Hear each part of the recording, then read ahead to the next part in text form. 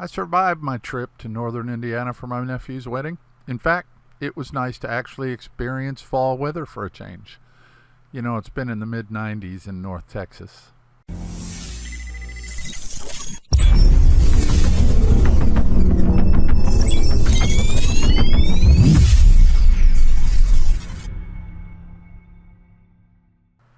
Hi, this is Tim from TradingStrategyGuides.com. I understand Casey covered for me on Monday. I haven't had a chance to watch the video. Let me know in the comments if he did a good job. Thanks for covering me, Casey. Funny story. At my nephew's wedding Saturday, I decided that a young lady at my gym in North Texas must have a twin sister in Indiana in the form of the wedding photographer. In fact, the young lady from Texas is a professional photographer herself. Yep, you guessed it, they were one and the same person. My gym friend had met the bride 5 years ago at a Cracker Barrel restaurant where the bride worked when my friend was traveling to Michigan. It is truly a small world, isn't it? Just for reference, for those of you unfamiliar with the geography of the U.S., these two small towns are over 1,000 miles apart.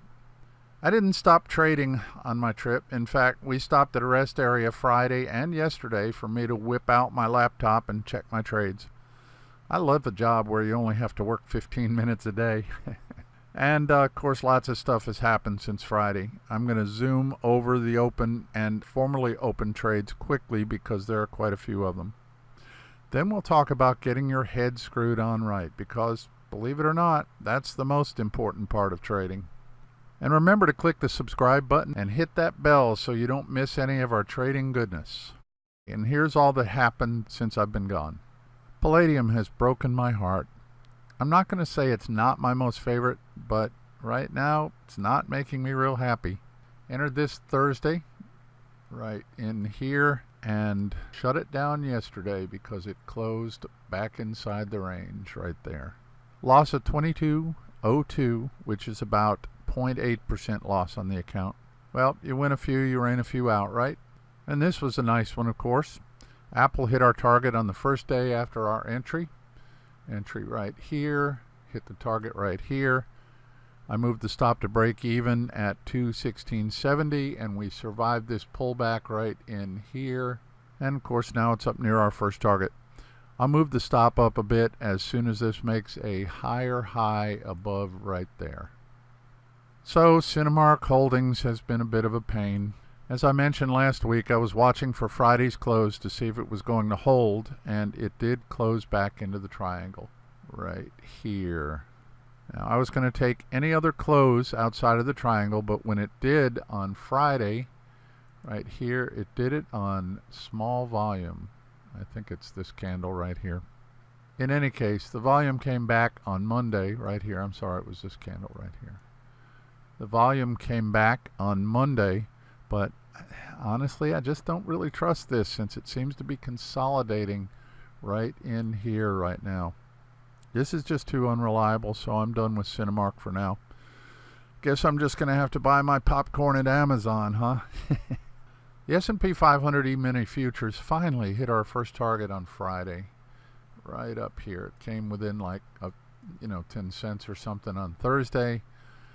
So anyway, I took half off for profit and set the stop to break even right here, 29.72.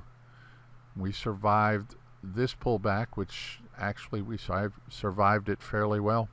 I'll move the stop up as soon as I see a higher high up above there. Well, this was a fun one. Walgreens Boots Alliance came within 10 cents of our target and then dropped.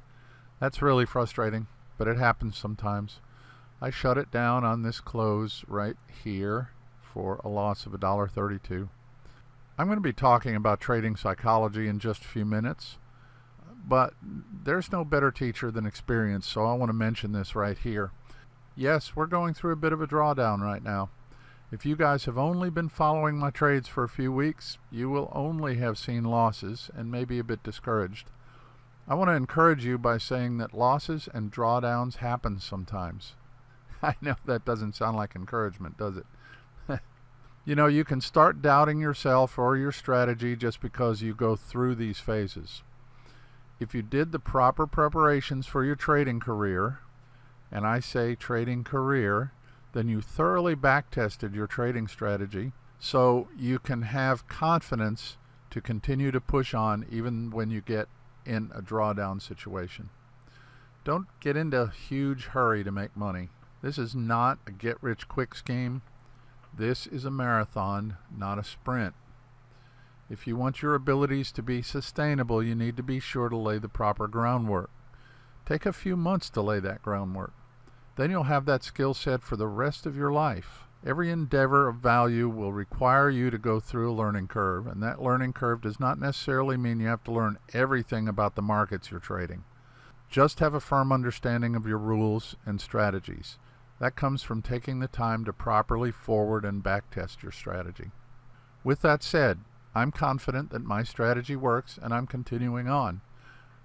I wasn't always as confident about it though. So if you're new and you're still doubting, that's okay. Just don't give up. I've probably said this a few times. I have given up probably 3 or 4 times. Totally given up trading, walked away, said I'm never doing this again. And in a few weeks I was back because I knew that I could be successful at this.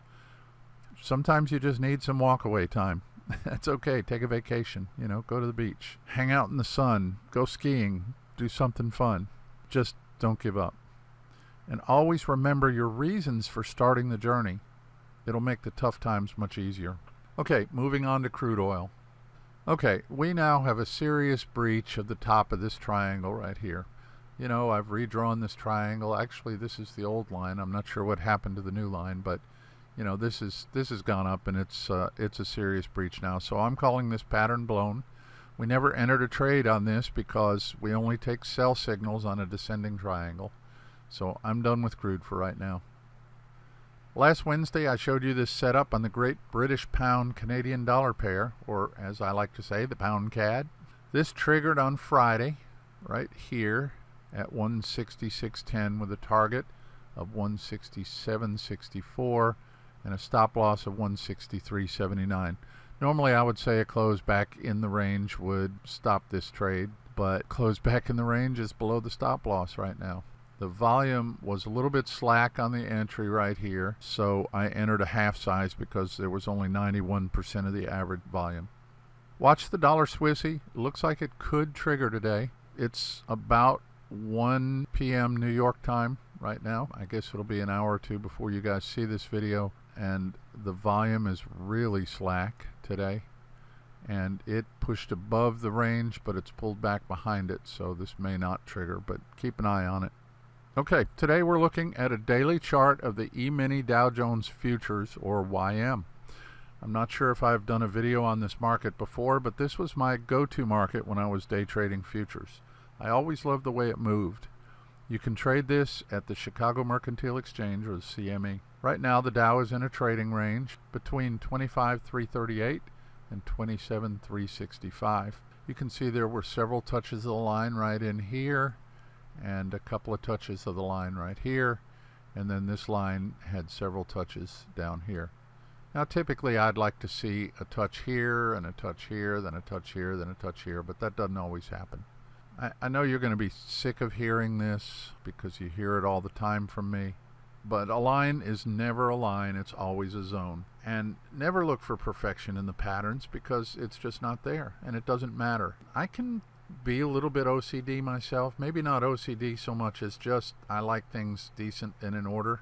It's probably my engineering background, and I would like these patterns to be perfectly symmetrical, but I know it doesn't matter because some traders will drive the price back into the range by taking trades ahead of the line, and others will take the trades behind the line, so the line is continually blurred and moving around. Because of that, I always take a closed daily candle for my trade signal, not just a simple push through the line. I particularly like this pattern right here because of this huge drop in volume and this huge drop in volatility. And of course the volatility is measured by the ATR, or the average true range, which is simply an average of the length of the last 14 candles. I love to see patterns confirmed like this. So here's the trade plan. We will buy a daily close above the range, or above 27,365, or we will sell a daily close below the range or below 25,338. On the breaking candle, to enter a full-size position, I want to see the volume bar reach up to the volume average right here. If it doesn't reach the average but does at least reach 75% of the average volume, I will open a half-size position to reduce risk. You can calculate the percentage by dividing the volume by the volume average, and you should get 0.75. If you don't get that, stay away. Don't enter the trade. The stop loss will be 1.5 times the ATR. First target will be 1 times the ATR. So again, on the breaking candle, you will look over here for the current ATR, multiply that by 1.5 times, and put your stop loss behind the entry. Measure it from the entry, not from the range, and then you will place your first take profit 1 ATR ahead of the entry price. If after entering the trade we get a candle that closes back inside the range, we will take the loss right then and not wait for it to hit the stop loss. Our intention is that a breakout from these patterns should be explosive and hit our first target fairly quickly. If the momentum goes away, we want to shut the trade down without taking a full stop if possible. When the trade hits our first target, we will close half the position for profit and set the stop loss to break even on the remainder. We will then follow stops as price moves in our direction until the market takes us out. Now typically I do this by using 2 positions. The first position will have a hard stop loss and a hard take profit at the appropriate prices. So when price hits profit, it will automatically close that position. The second position will have a hard stop loss and no take profit directly associated with it. When the first position hits the target and closes, I'll move the stop loss on the second position up to break even. I will only risk 2% of my account on each trade. No single trade should make or break you. And that's the E-mini Dow Jones Futures setup. Now I want to talk a little bit about trading psychology. I'm not going to bore you with a long dissertation, but you must know how important trading psychology is. The problem with teaching trading psychology is there are not a lot of pretty graphics. But it's something that you really need to learn, you need to get a handle on. I continually get arguments from people about this, but I say it anyway because I firmly believe it. And here it is. I believe trading psychology is the most important part of being a successful trader. By far the most important part. The rest of it is just rules. But if you don't have the discipline to follow the rules, then the rules are just words and you can't be successful. In fact, I dare say that if you get number 1 and number 2 right, number 3 almost doesn't matter. Why do I say that? Because you will never have a strategy that gets the direction right 100% of the time. Trading, I hesitate to say this, but trading is a bit like gambling. In fact, I know some professional gamblers that make and keep quite a bit of money. And you know what I learned from them? Psychology and risk management is exactly how they do it. Of course, I believe we've got a bit of an edge over someone who bets on the roll of the dice or turn of a friendly card, because those things are purely random events. The movement of the market follows certain precedents that are typically based upon the human emotions of fear and greed. So anticipating the direction it will go in the next period of time, whether it's 5 minutes or 5 days, is far easier than predicting what number or even what color will come up on the roulette wheel. You'll hear a lot of trading trainers tell you that you have to control your emotions. So when I started, I thought I had a lock on that. But let me tell you a short story. Hopefully it won't be too long. Most of you probably already know that I'm in my early 60s. In fact, I was 10 years old when Star Trek the original series aired on television. I was glued to the TV screen every single week, and Mr. Spock was my absolute favorite. I wanted to be him. I begged my mother to make me Mr. Spock costumes for Halloween for 3 years. And she did, and she spent hours doing it, including shaving my eyebrows and making fake Vulcan ears for me. It was pretty awesome. So anyway, as some of you may know, as a Vulcan, Mr. Spock reportedly never showed any emotions. So I spent years of my childhood learning how to control my emotions. Yeah, I was pretty invested in being a Vulcan. And yes, I was a pretty nerdy kid. Anyway, I got to be pretty good at it, which created some real problems in my adulthood, but that's a story for another day. In any case, my ability to control my emotions was legendary. Well, legendary in my own mind anyway. So when I saw that controlling emotions was required for trading, I thought I was good to go on that one. I soon learned that this was a whole different kind of emotional control. This was not like holding back tears, although that was a thing a few times, or keeping from doing a happy dance when I had a big win. This emotional control was more like stare the chart down and hold it until it hit the target no matter what. And then do that every single time, even though the last 10 times it missed the target and turned and hit the stop loss. That was wholly different than what I had been learning as a kid. Here's an example of what I mean. I manage a few accounts for people with a Forex strategy that's totally separate from the trades you see me taking in the videos.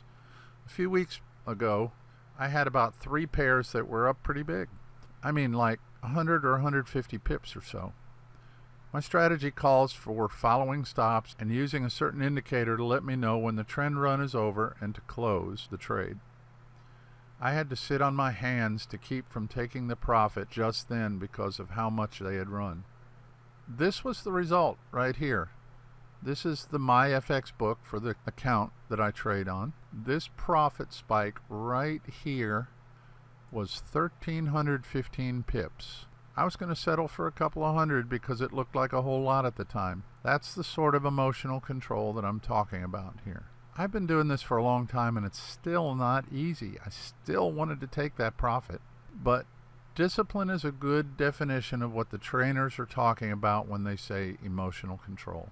Now, I didn't show you this to brag or anything. I mean, the market does what the market does. But I've got a pretty good handle on this emotional control thing now, and I believe it's the most important part of trading. But you still need to have a good business plan and a good trade plan for each trade. Part of the emotional control involves having contingencies for everything the market could possibly do during your trade, so you don't have to make snap decisions in the heat of the battle. That's where the trade management comes in. I make the decisions in advance of the emotions, so I don't have to make the decisions in the midst of the emotions. And of course, you guys, I'm sure, know about my trading maxims. They are also part of my emotional control.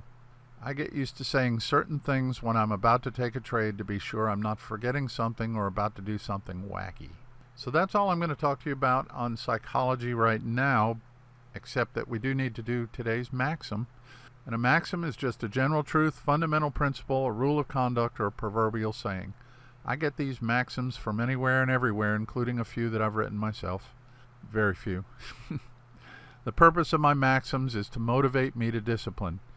Motivation is a good start, but discipline is what keeps you going during the tough times. I suggest you start your own list of maxims to help in your trading. Feel free to borrow from my list anytime you want. Today's maxim is, to me, one of the most important, and I still say it as I'm about to click the Do It button on a trade. Tim's trading maxim number 1. Would you rather be in a trade wishing you were out or out of a trade wishing you were in? Before you enter the trade, think about what's going to happen if it goes against you. Have you covered your behindy? Do you know when to shut it down? What if it goes in your direction? Do you know when to take profit? When to let it run? Do you have a plan? You need a plan, you know. This maxim is my shortcut to all of those questions. Speaking of trading plans, don't forget the E-mini Dow Futures trading plan. We're going to buy on a daily candle close above the range or above 27,365, or sell on a daily candle close below the range or below 25,338. If the volume is not quite average, go half size as long as it's at least 75% of the average. Your stop loss is 1.5 times the ATR, and your first target is 1 times the ATR. And remember to check out the trade management video for more details. I'll put the link below. And here you go. Go sign up for my free Trading Picks email list to be sure you don't miss any of them. I'll be sending out about 3 or 4 trading picks a week, everything from stocks to futures to cryptos to Forex, and you'll get to see them first. Plus, you'll get first notifications of anything special that's happening. And the best thing is, it's free. I'll put the link below this video. And be sure to come back to Trading Strategy Guide's YouTube channel every week on Monday and Friday for my analysis videos, and Wednesday for my training videos, which most likely will include a trade setup just like today. I think I told you about my new plan last week. I'm going to try to be consistent and consistently release my videos at 3 p.m. U.S. Eastern Time on Monday, Wednesday, and Friday. Don't forget to watch the dollar Swissy for a close above the range today. It's still looking kind of wimpy, but it could happen. Thanks for all the input you guys are giving me. Continue to let me know what things are bugging you about your trading or about my trading. I'm up for explaining anything you guys want me to explain. Let me know what you're thinking. And let me know whether you're profitable or not. I know we've been through a bit of a drawdown here, so some of you might not be, but stick with it. Also, follow me on Twitter. I'll put my Twitter link below. Tell your friends about us and help us make this the best trading channel on the internet.